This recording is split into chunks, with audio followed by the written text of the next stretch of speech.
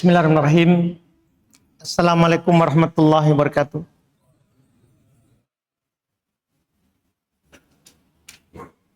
Innal hamdalillah nahmaduhu wa nasta'inuhu wa nastaghfiruh wa na'udzu billahi min syururi anfusina wa min sayyiati a'malina. May yahdihillahu fala mudhillalah wa may yudlil fala hadiyalah. Asyhadu an la ilaha illallah wahdahu la syarikalah wa asyhadu anna Muhammadan abduhu wa rasuluh sallallahu alaihi wa ala alihi wa ashabihi wa man tabi'ahum bi ihsan ila yaumiddin. Amma ba'd. Kaum muslimin wal muslimat jemaah salat maghrib rahimani wa rahmakumullah. Alhamdulillah, kita bersyukur pada Allah Subhanahu wa taala. Pada malam hari ini kita melanjutkan lagi kajian tafsir Al-Qur'an. Kita masih di tafsir surat Al-Baqarah. Pada malam hari ini kita masih melanjutkan apa yang Allah Subhanahu wa taala sebutkan di surat ini terkait dengan kisah-kisahnya Bani Israel bersama nabinya Nabi Musa alaihissalatu wassalam. Kita di malam hari ini akan membaca kisah mereka lagi di ayat 67 hingga 73. Cukup panjang kali ini, tapi mungkin kita akan membaginya di dua pertemuan. Ini kan isinya potongan-potongan dari kisah mereka bersama Nabi Allah, Nabi Musa alaihissalam. Kita baca ayatnya 67 hingga 73. A'udzu billahi minasyaitonir rajim. Wa id qala Musa liqaumihi innallaha ya'murukum an tadbahu baqarah. Qalu atattakhiduna huzwa. Qala a'udzu billahi an akuna minal jahilin. Qalu du'u lana rabbaka yubayyin lana ma hi. Qala innahu yaqulu innaha baqaratun la faridu wa la bikrun awanun baina dhalik. Faf'alu ma tu'marun. Qalu du'u lana rabbaka yubayyin lana ma launuha. Qala innahu yaqulu innaha baqaratun safra'u faqi'un launuha tasurrun nadhirin. Qalu du'u lana rabbaka yubayyin lana ma hi. Innal baqarata tashabaha alaina wa inna insya'allahu lamuhtadun. Qala innahu yaqulu innaha baqaratun la dhalulun tuthirul arda wa la tasqil hartha musallamatun la syiyata fiha. Qalu al-ana ji'ta bil haqq fadhabahuha wa ma kadu yaf'alun. Wa id qataltum nafsan fadara'tum fiha wallahu mukhrijum ma kuntum taktumun. Fakul nadribuhu bi ba'dihha kadzalika yuhyillahul mauta wa yuriikum ayatihi la'allakum ta'qilun. Cukup panjang kali ini, 7 ayat. Dan ayat ke-67 itu sebab turunnya adalah adanya kejadian di 72 dan 73. Bisa dikatakan urutannya terjadi hal yang dikedepankan dan yang diakhirkan. Karena urutan ini adalah urutan yang diurutkan oleh Nabi sallallahu alaihi wasallam. Iya. Jadi ada kejadian terkait dengan ayat 72. Ada dari suku Bani Israel orang terbunuh.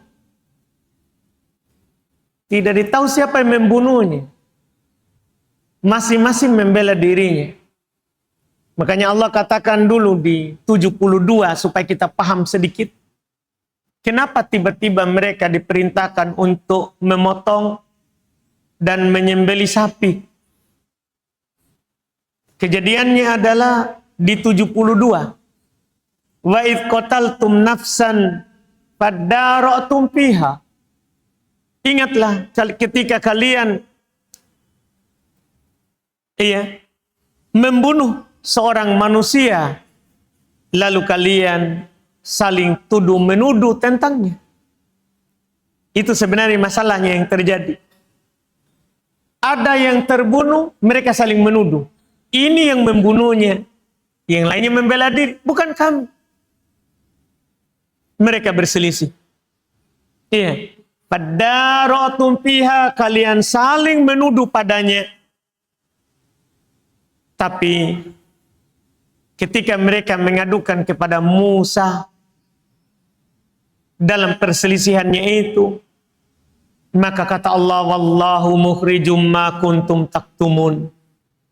Allah Subhanahu wa taala akan menyingkap apa yang kalian sembunyikan. Apa yang kalian sembunyikan terkait dengan siapa yang membunuhnya. Maka Allah berkata, fakul nadribuhu bi ba'dihha. Ini langsung kisah setelahnya. Setelah diperintahkan untuk memotong sapi itu. Kita kembalilah. Sebelum kita ke 73, kita harus sekarang masuk di ayat sebelumnya. Inilah Allah katakan di 67. Ia menjadi poin pokok kita malam hari ini. Wa idh qala Musa liqaumih. Ingatlah ketika Musa berkata kepada kaumnya. Kaumnya di sini adalah tentunya Bani Israel, jangan dilupakan. Yang Musa membawa mereka keluar dari Mesir, dari kekejaman Fir'aun kepada kehidupan yang aman, bebas dalam beribadah kepada Allah Subhanahu wa taala tanpa tekanan Fir'aun. Maka dalam kehidupan itu ada kejadian di tengah mereka. Maka mereka mengadukan, meminta penyelesaian masalah kepada Musa. Maka di sini langsung dikatakan wa idh qala Musa liqaumih. Ingatlah ketika Musa berkata kepada kaumnya, innallaha ya'murukum an tadbahu baqarah. Sesungguhnya Allah Subhanahu wa taala memerintahkan kalian untuk menyembelih sapi. Ini untuk keluar dari masalah yang mereka perselisihkan. Karena sudah ada yang meninggal. Masing-masing mereka membela diri, tidak ada yang mau mengaku yang membunuhnya. Maka jalan keluarnya, Allah Subhanahu wa taala memerintahkan kalian untuk menyembelih sapi. Kalau orang beriman dapat perintah ini tentunya tidak akan bertanya. Pasti langsung dia lakukan.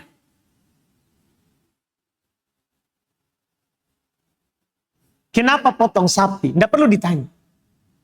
Karena kita orang beriman terkait dengan perintah Allah ada adabnya. Allah telah katakan di Quran, La yus'al amma yaf'al. Iwahum yus'alun. Allah itu tidak ditanya tentang apa yang dia lakukan.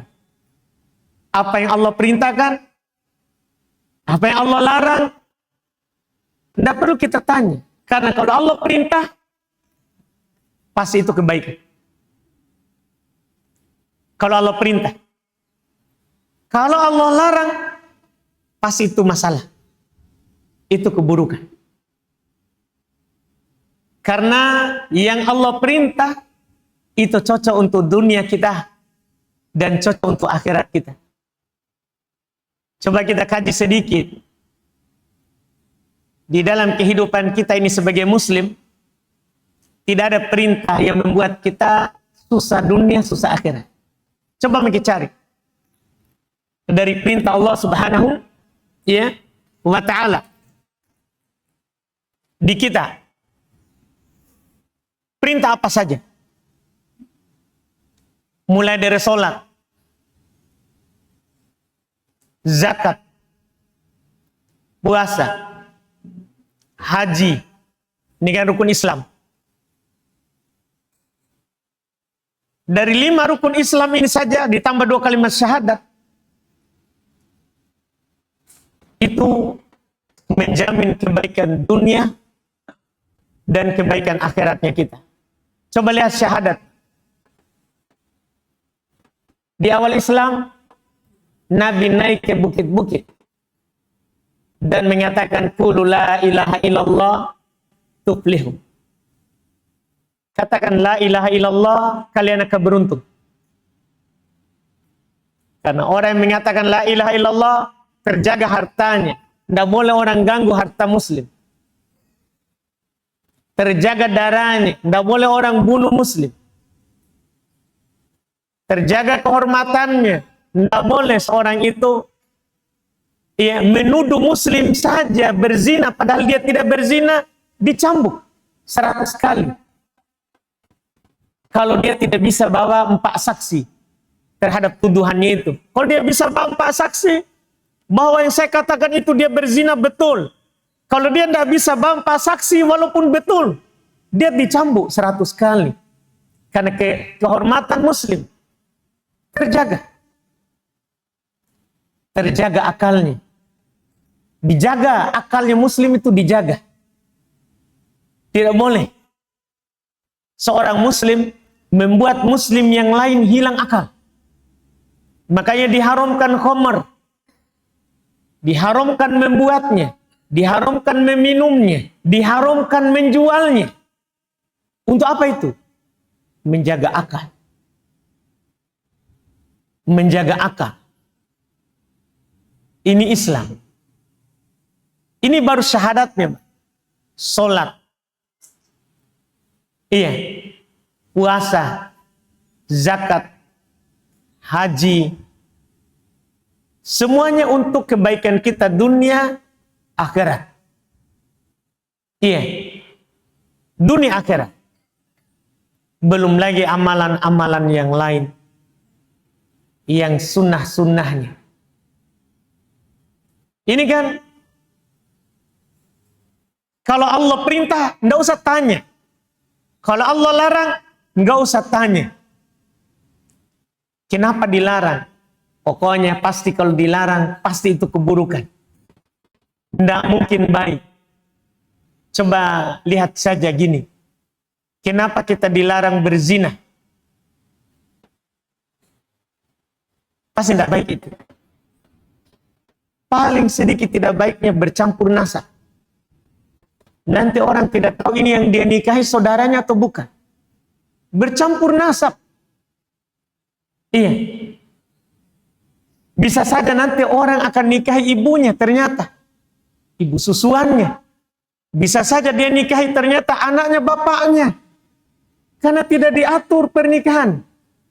Semuanya bebas mendatangi pasangan orang lain. Naudzubillah. Makanya dilarang. Karena berbahaya. Bagi nasab. Iya. Berbahaya bagi kehormatan. Ini baru satu larangan. Misalnya contoh larangan lain. larangan meminum khamar.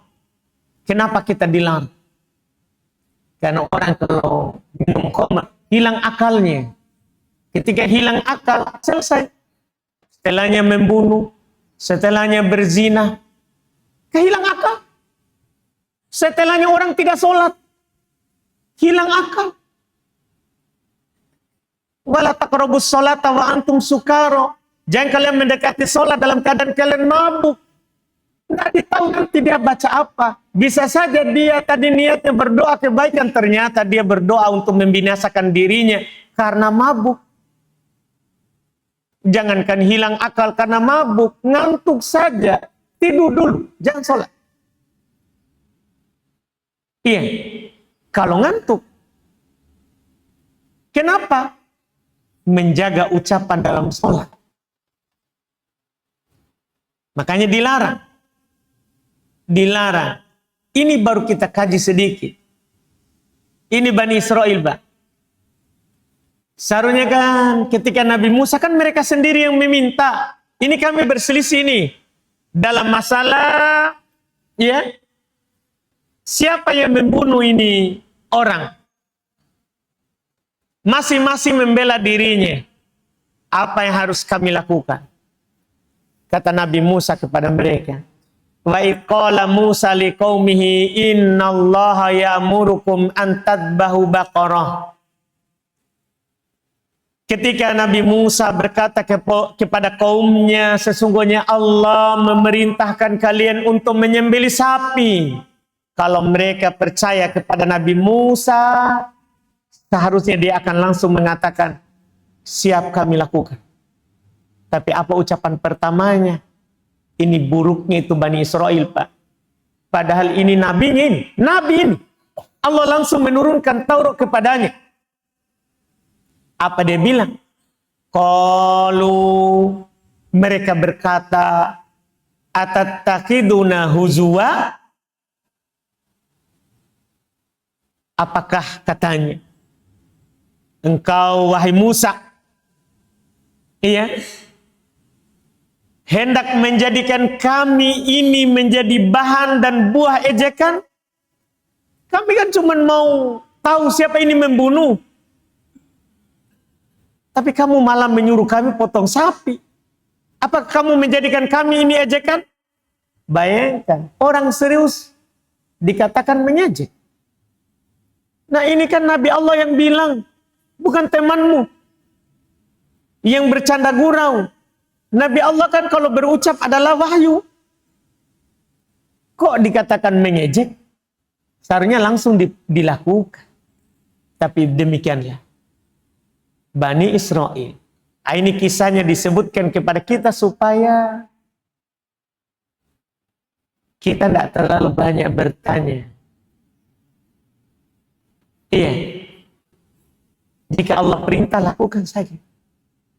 Jika Allah larang, tinggalkan saja. Iya. Ini untuk kita. Supaya kita jangan seperti mereka. Malah dikatakan kepada nabinya, apakah engkau menjadikan kami ini sebagai buah atau bahan ejekan?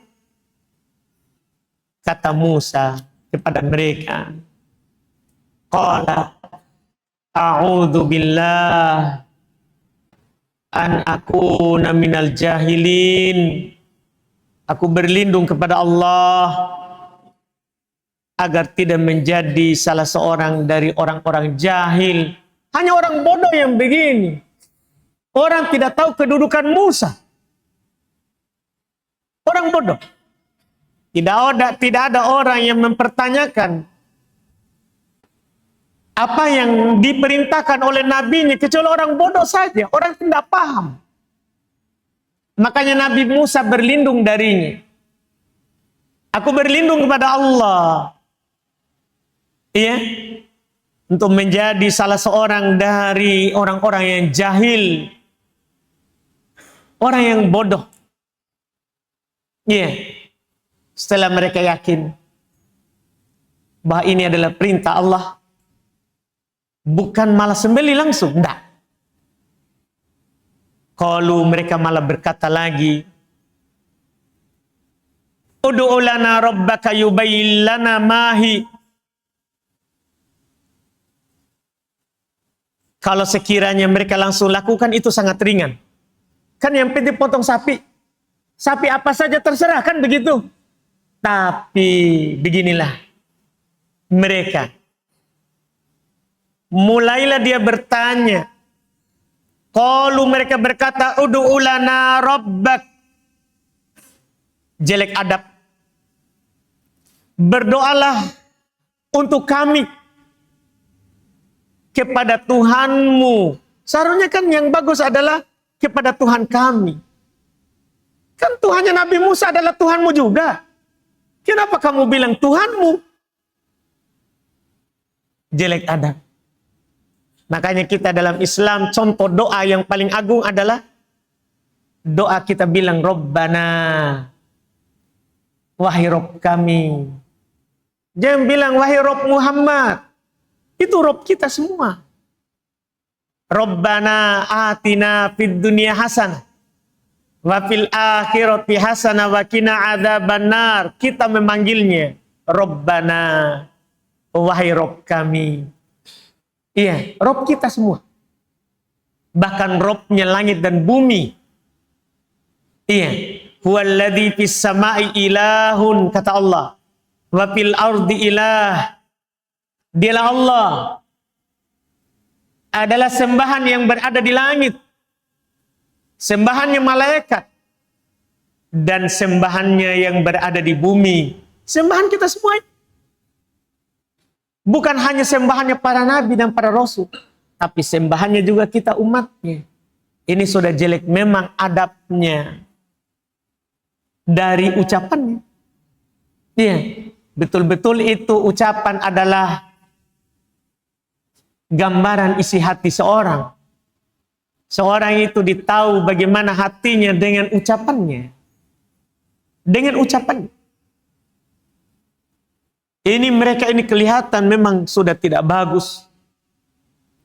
Qalu du'u lana rabbaka yubayyin lana mahi. Mereka berkata kepada Nabi Musa, berdoalah untuk kami kepada Rabb kamu. Yubayyin lana, untuk menjelaskan kepada kami, untuk lebih menjelaskan kepada kami, menerangkan kepada kami, mahi, sapi yang bagaimana itu. Jadi mereka sudah terima ini, potong sapi. Walaupun dari awal kamu bergurau. Tapi ketika Nabi Musa menjelaskan lagi, ini perintah Allah. Mereka berkata lagi, tanya Rabbmu, sapi bagaimana itu? Iya, sapi yang bagaimana itu? Mulailah Musa menjelaskan. Qala innahu yaqulu innaha baqaratun la farid wala bikr. Setelah Musa bertanya kepada Allah, ini kaumku bertanya sapi yang bagaimana? Maka setelah dapat jawaban dari Allah, qala, kata Nabi Musa kepada mereka, ya mudah-mudahan setelah ini dia lakukan. Qala, kata Nabi Musa, innahu yaqul, sesungguhnya dia Allah subhanahu wa ta'ala berkata, innaha baqarah, sesungguhnya dia adalah sapi la farid, yang tidak tua, wala bikr, tidak juga muda. Tidak tua, tidak juga, bukan juga sapi yang muda. Awanun baina dzalik, awan, pertengahan. Pokoknya tidak tua, tidak juga masih usia muda. Awan, pertengahan. Baina dzalik, antara itu. Pokoknya lakukan nih. Sapi tidak tua, tidak muda, pertengahan. Sembelih. Iya, kata Nabi Musa kepada mereka, faf'alu ma tu'marun. Jangan tanya lagi. Faf'alu, lakukan. Ini kan seharusnya kewajibannya langsung saja. Kan jelas nih, ndak tua, ndak muda. Iya, terserah warnanya apa. Lakukan ma tu'marun. Lakukan apa yang diperintahkan. Mereka apakah langsung lakukan? Ini kasihan. Setelah itu malah bertanya lagi. Na'udzubillah. Qalu, mereka kembali ngomong. Ini kita tidak boleh betul ke sini. Tidak boleh betul seperti ini. Kalau kita syariatnya firman Allah, wa ma atakumur rasul fakhudhuh. Apa yang dibawa oleh Rasul ambil saja. Mampu tidak mampu urusan setelahnya. Itu kan ayat. Di hadits kata Nabi, idza amartukum bi amrin fa'tu minhu mastata'tu. Apabila saya perintahkan kalian terhadap sebuah perintah, lakukan semampunya. Datang Imran ibn Husain, kan wajib ke sholat wajib berdiri. Nggak boleh duduk sholat wajib kalau orang mampu berdiri. Wa qumu lillahi qanitin, berdiri untuk Allah dalam keadaan qanit, taat. Nggak boleh kamu duduk. Kasihan ada sahabat Imran ibn Husain namanya. Dia punya, mohon maaf, bawasir. Apa dibilang bawasir itu? Ambeien. Kita tahu nih kalau orang ambeien tuh berdiri saja susah, duduk saja susah, apalagi mau berdiri lama. Dia datang kepada Nabi, kasihan. Ya Rasulullah, saya punya penyakit. Sementara kan saya diperintahkan berdiri sholat. Apa kata Nabi kepadanya? Sholli qaim. Kamu sholat berdiri. Fa illam tastati fa qaida. Kalau tidak mampu, duduk. Duduk. Fa illam tastati fa ala jambin. Kalau tidak mampu, berbaring. Pokoknya apa yang diperintah lakukan. Tidak mampu kau duduk, tidak mampu berdiri, duduk, tidak mampu duduk, baring. Pokoknya idza amartukum bi amrin fa'tu minhu mastata'tu. Jika saya perintahkan kalian terkait dengan sebuah perintah, lakukan semampunya. Jangan dari awal beralasan. Jangan dari awal menolak. Bertanya supaya tidak dilakukan. Kita Islam tidak boleh begini. Ini celaan. Tidak boleh kita masuk di kisah ini. Ini kan kisah disebutkan supaya kita ambil pelajaran. Supaya kita tidak seperti ini.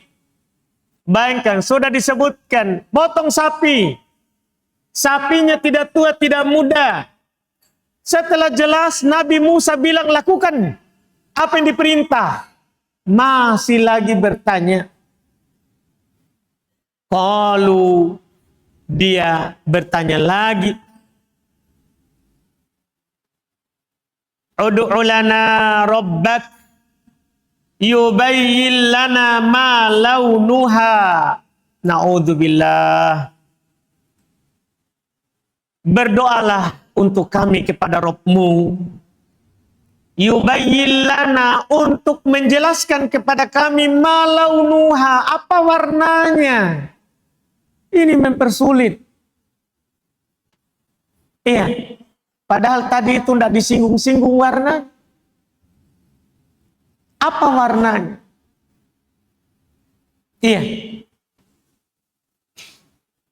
Qala. Tapi Nabi Musa bersabar. Nabi yang paling bersabar, Nabi Musa ulul azmi, Pak. Tidaklah dikatakan ulul azmi kecuali kesabarannya untuk melayani kaumnya. Di atas banyaknya masalahnya, banyaknya keluh kesahnya, tapi dia tetap bersabar. Iya, terhadap hal tersebut. Ini nih, bayangkan maki kita kalau begini. Iya, mungkin kalau kita ini sumbu pendek selesai, pergi maki. Iya, ini bersamaan dengan itu tetap dia layan. Dia minta lagi kepada Robnya.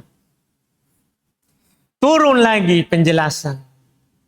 Qala, kata Nabi Musa, innahu yaqul. Padahal sudah Allah ini, Pak. Sesungguhnya Allah berkata, innaha baqaratun safra faqi'un launuha. Sesungguhnya Allah berkata, bahwa sapi itu adalah sapi yang warnanya safra, kuning. Dan memang kebanyakan sapi berwarna kuning. Ini kemudahan kan? Kan kebanyakan sapi berwarna kuning, Mbak, bulunya. Iya. Bulunya. Apalagi ini disebutkan sapi betina. Kan sapi jantan itu yang berubah jadi hitam, berubah jadi putih. Kan kalau betina memang kebanyakan kuning. Pokoknya kamu potong sapi yang berwarna kuning. Iya. Faqi'ul launuha. Kuningnya bagaimana? Jelas, langsung bilang faqi'. Kuningnya itu kuning tua warnanya. Pokoknya jangan kau tanya lagi warna setelah ini. Sudah jelas ini. Iya. Tasurun nadirin. Yang kuningnya itu menyenangkan bagi orang-orang yang melihatnya. Iya, bagi orang yang memandang. Ini kan sudah jelas sekali. Kira-kira dia lakukan gak? Bani Israel. Bani Israel. Seharusnya kalau setelah ini potong ini. Jelas nih. Tidak muda, tidak tua. Warna kuning, indah. Dan memang kan kita tahu kan itu sapi. Nggak tahu apakah kita pernah melihat sapi dari kecil sampai besar atau bagaimana. Atau hanya sapi kurban yang kita lihat. Iya. Itu sapi, Pak. Kalau tidak tua, tidak muda, indah sekali memang kuningnya. Kalau kena matahari bercahaya. Itu sapi. Kalau tidak tua, tidak muda. Nanti mulai tua baru mulai kuningnya pudar. Sebagaimana kalau muda kuningnya belum terlalu terang. Belum terlalu indah kuningnya. Itu sapi. Iya. Mereka dikira sudah mau ini. Karena sudah jelas sekali. Tapi masih berkata. Qalu ayat 70, Pak. Ini keberapa ini?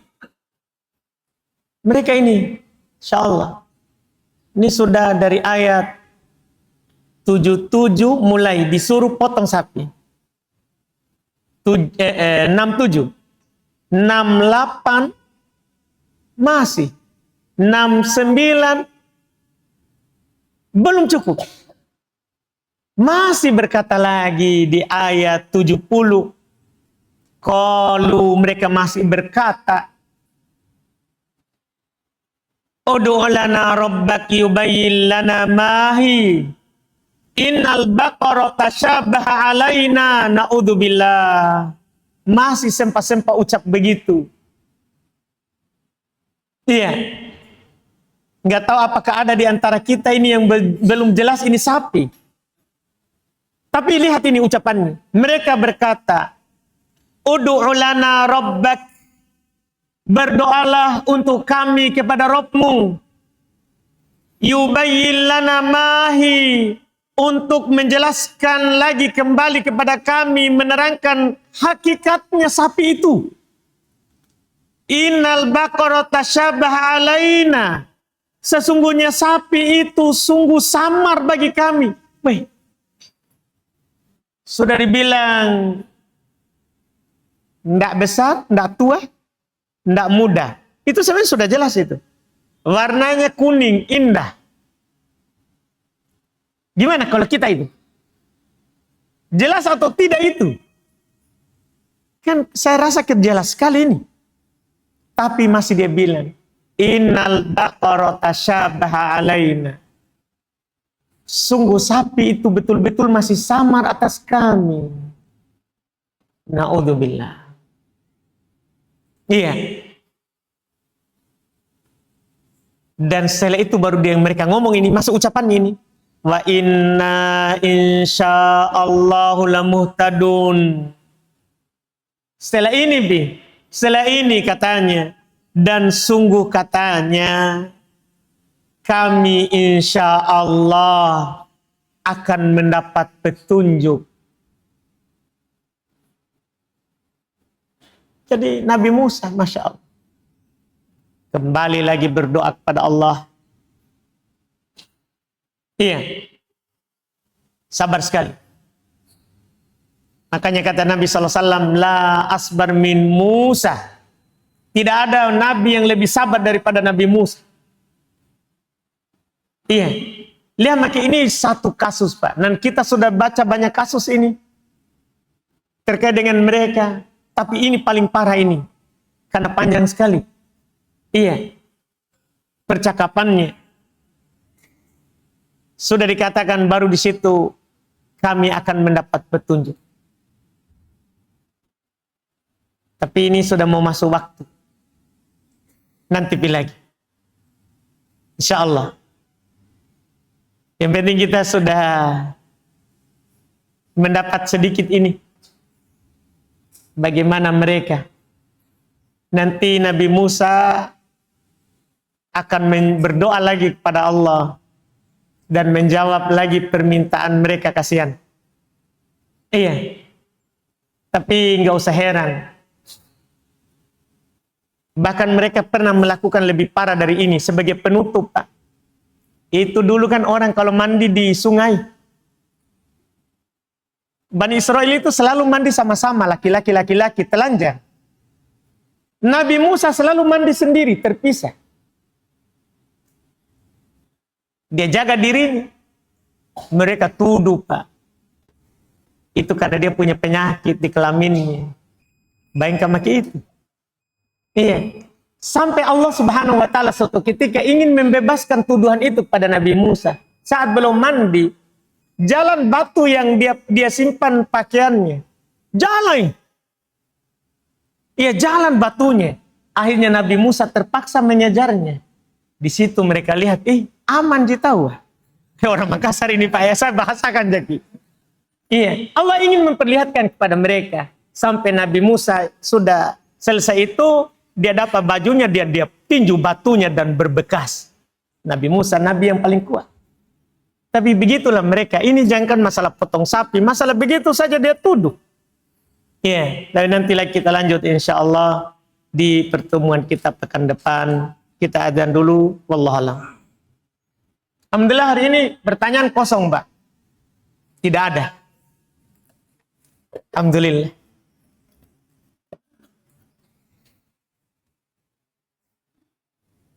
Pertanyaan, Ustaz, barang siapa yang memandikan mayat, hendaklah dia mandi.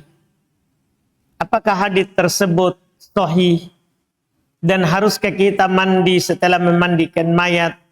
Sedangkan kita harus bersegera ikut sholat fardu berjamaah dan sholat jenazah. Hadis yang disebutkan ini, hadis riwayat Imam Abu Daud, At-Tirmidzi, demikian pula dalam Sunan Ibnu Majah. Nabi SAW bersabda, man ghassala mayyitan falyaktasil wa man hamalahu falyatawaddo. Barang siapa yang memandikan mayat, hendaklah dia mandi, dan siapa yang memikulnya, memikul namanya itu ya, maka hendaklah dia berwudu. Ini hadis riwayat Imam Abu Daud rahimahullahu taala. Kalau kita periksa sanadnya, itu dalam sanadnya terdapat rawi yang bernama Abu Saleh As-Samman. Dia meriwayatkan dari Abu Hurairah. Ini rawi disebutkan dia adalah rawi yang dibicarakan.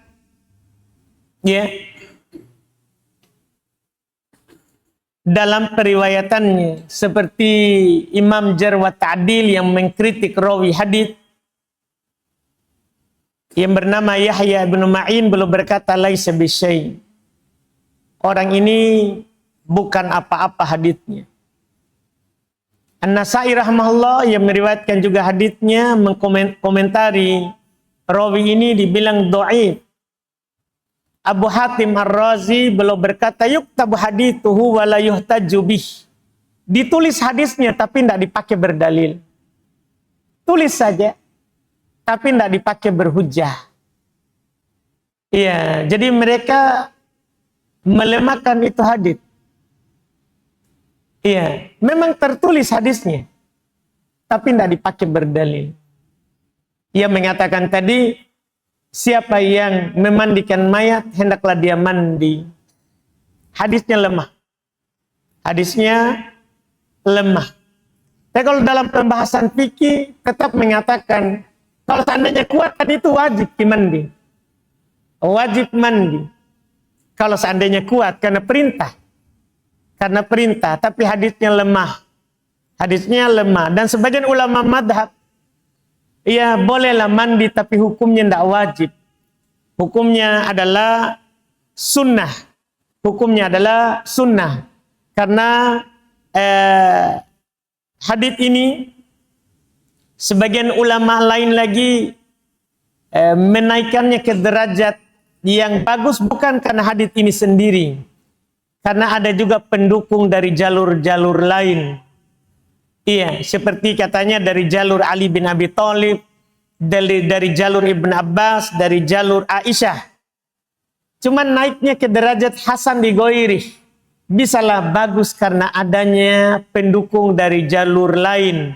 Sehingga kalau kita melihat dalam pembahasan fikih, ya, dalam pembahasan fikih madhab, dalam pembahasan fikih madhab, ya, Imam An-Nawawi kalau dalam madhab Syafi'iyah mengatakan hukumnya adalah sunnah. Kalau kita habis memandikan mayat, sunnah mandi, tidak wajib. Jadi kalau kita langsung wudu, pergi sholat, mensolatinya, tidak masalah, tidak berdosa. Paling tingginya begitu, paling tingginya sunnah. Tidak sampai wajib. Karena haditsnya sekali lagi dhaif. Karena haditsnya dhaif. Wallahu a'lam. Satu saja pertanyaan di sini. Silakan, Pak.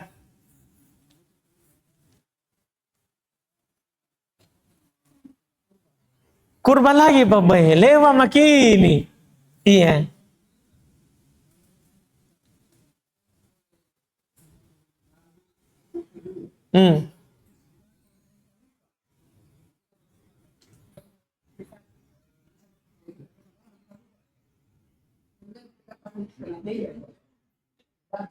Nggak ada, Pak, nggak ada. Orang haji itu, Pak. Iya. Orang haji itu yang ada damnya, yang sedang ihram. Orang yang sedang ihram itu kalau potong kuku, potong rambut, di saat ihram haji atau ihram umroh, dam, Pak. Kalau orang di Indo jaki, nggak ada. Bagi yang berpendapat haram, tobat saja. Tidak ada denda.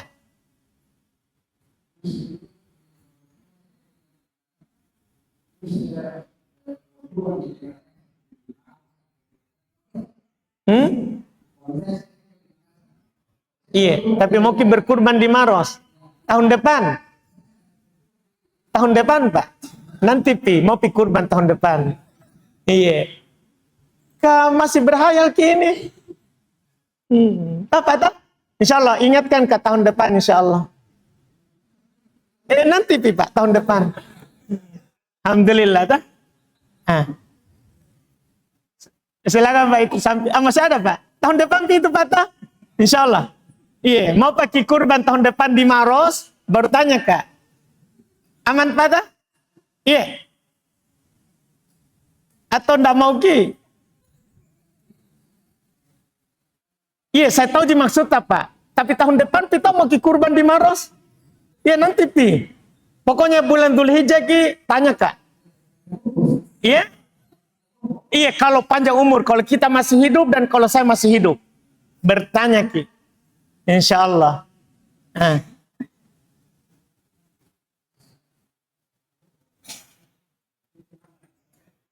Bani Israel, Pak.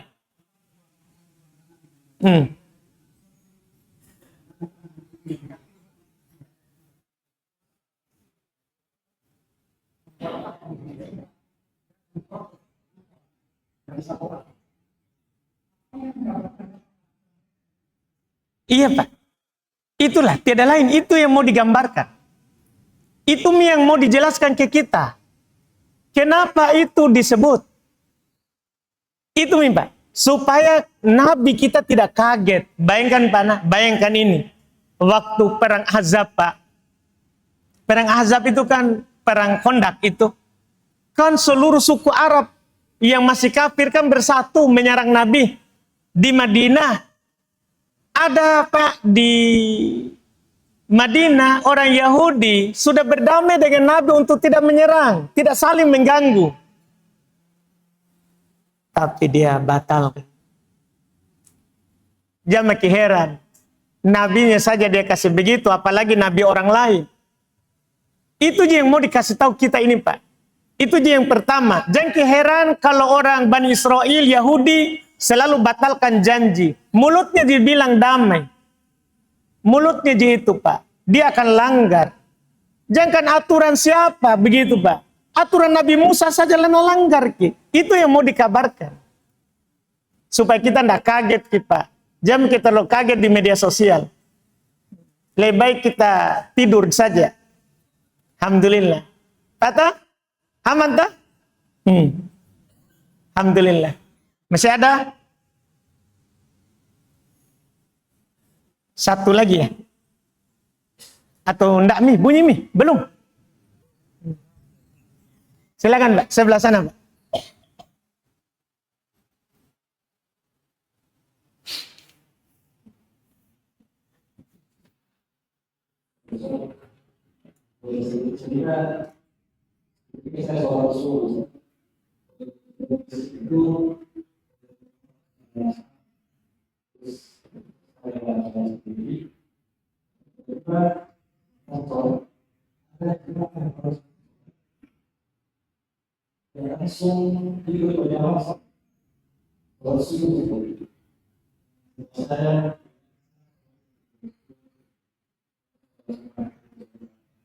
Baik, Pak.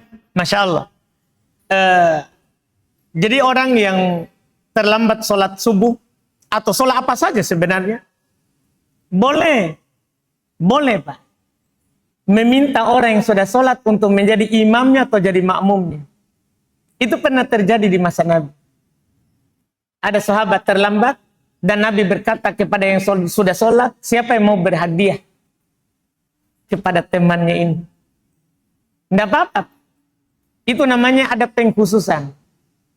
Dibolehkan bersedekah terhadap orang yang masbuk atau terlambat supaya dia tetap dapat nilai jamaah. Biar sholat subuh sama asar. Itu namanya dalil khusus. Pengkhususan, Pak. Tapi tidak boleh dengan dalil itu kita melakukan sholat setelah sholat subuh. Tanpa ada alasan yang seperti itu. Jadi dibolehkan, Pak. Alhamdulillah. Alhamdulillah pertanyaan hari ini ringan-ringan ya. Tidak ada sudah?